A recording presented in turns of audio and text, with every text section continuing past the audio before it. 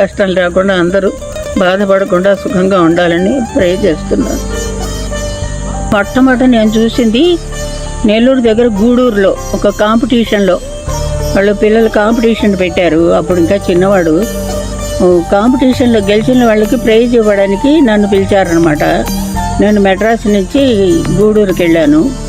గూడూరుకి వెళ్ళినప్పుడు వాళ్ళు గెలిచిన వాళ్ళని పాడించారు.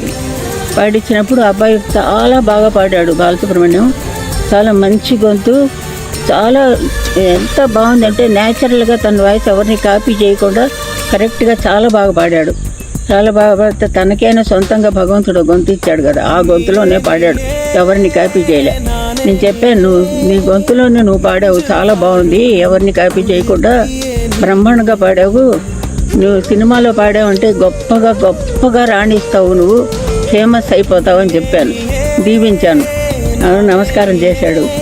ఆ తర్వాత ఈ సంగతి ప్రతి ప్రోగ్రాంలోనూ జానకమ్మ గారిట చెప్పారు, ప్రతి ప్రోగ్రాంలోనూ చెప్తూ ఉండేవాడు. ఆవిడ చెప్పారు, నేను పైకి వచ్చాను, ఆవిడ చెప్పారు. ఇప్పుడు ఎంతోమందికి నేను చెప్తాను గొప్పగా పాడారని, అమ్మాయిలకి అబ్బాయిలకి కూడా. కానీ చెప్పినంత మాత్రాన్ని మీరు పైకి వస్తారని చెప్పినంత మాత్రాన్ని అందరూ పైకి వస్తారా? ఎవరు గ్రేట్గా ఎవరు రాలేదు. అది అతని అదృష్టం ఉంది, భగవత్ కృప ఉంది, తను చాలా బాగా పాడతాడు కనుక పైకి వచ్చాడు. సరే, అదట్ట ఉంచండి. అతను మెడ్రాస్ వచ్చినప్పటి నుంచి మేము ఎన్ని పాటలు పాడామంటే, ఎన్ని డ్యూయెట్లు పాడామంటే లెక్క పక్క లేదు. వేలకు వేలు పాడాం. తెలుగు, తమిళ్, కన్నడం చాలా పాటలు. తర్వాత మలయాళం కూడా పాడాము, హిందీలో కూడా పాడాము. అన్ని పాటలు అన్ని మంచి పాటలు. కన్నడంలో పాడిన కూడా బ్యూటిఫుల్ సాంగ్స్, మలయాళం డ్యూయెట్లన్నీ కూడా. మేమిద్దరం ఫ్రెండ్స్ అల్లే ఉండేవాళ్ళం. ఏదో కో సింగరు, కో ఆర్టిస్ట్ అన్నట్టు కాకుండా ఫ్రెండ్లీగా ఉండేవాళ్ళం అనమాట. ఫ్రెండ్లీగా ఉంటూ చాలా చనువుగా గొడవ చేసుకోవడం, అల్లరి చేయడం, తిట్టుకోవడం, ప్రోగ్రామ్ రికార్డింగ్లో పోట్లాడుకోవడం, మళ్ళీ కలుసుకోవడం, ఇట్లా చేసుకుంటూ ఉండేవాళ్ళం అనమాట. తర్వాత పాటలతో ఆడుకునేవాళ్ళం అంతే, ఆటే. ఆ తర్వాత ఎవరు బాగా పాడతారు, ఎవరు గొప్ప అని కాంపిటీషన్ మా ఇద్దరికి, ఎవరు గొప్పగా పాడతారని పోటీతో పోటీ పడి పాడేవాళ్ళం. ఇట్లా పాటలన్నీ ఎంతో గొప్పగా వచ్చినాయి. ఎన్నో పాటలు పాడాము ఇద్దరం కలిసి.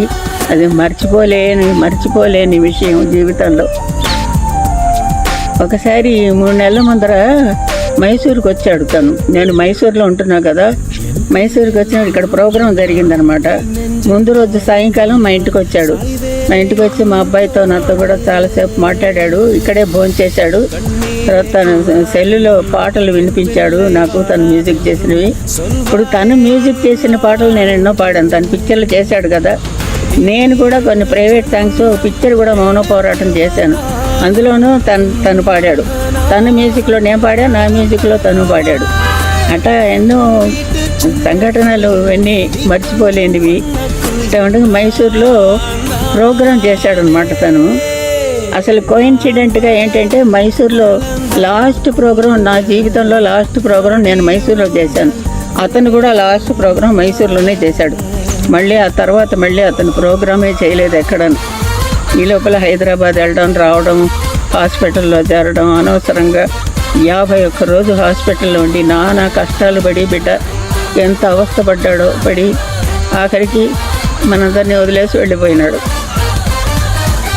నేను ఆత్మకు శాంతి కలగాలని దేవుణ్ణి ప్రార్థన చేస్తున్నా. వాళ్ళ ఇంట్లో అందరికీ ఎవరికి ఏ కష్టాలు రాకుండా అందరూ బాధపడకుండా సుఖంగా ఉండాలని ప్రే చేస్తున్నాను.